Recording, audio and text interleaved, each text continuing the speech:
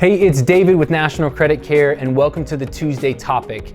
Today we're talking about 30% of your credit score, and that's your debt utilization, all right? And this is specific to your revolving accounts, which we talked about last week. Now, the important thing to remember is to tap into this 30% of your score, we have to have a revolving account, but then how you use that revolving account can either give you a ton of points or it can take a ton of points away, which we don't want.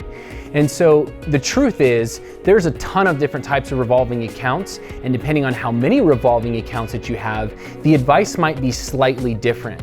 But there's actually some common mistakes that a lot of people make that can cause your score to be lower than it should be.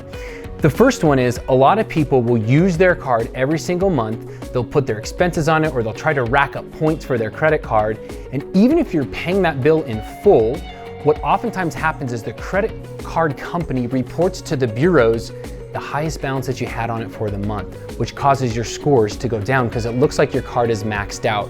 And so something that's really important is to find out when that credit card company reports so we can make sure that the way that you're using the card is in line with how they're going to report it to get your score as high as possible.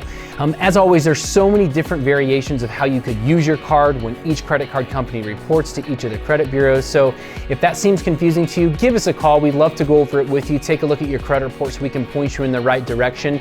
But remember, that 30% of your score is based on what your limits are and what balances you have on the card. And so if we put too much on there, it can cause your scores to go down, and we'd love to coach you and point you in the right direction to make sure that you know exactly how to use each of the revolving accounts that you have on your credit report. As always, if you have questions or comments, leave them below. Anything you want to hear us talk about, share this with your friends and family. We want to help them out as well, and we'll see you next week.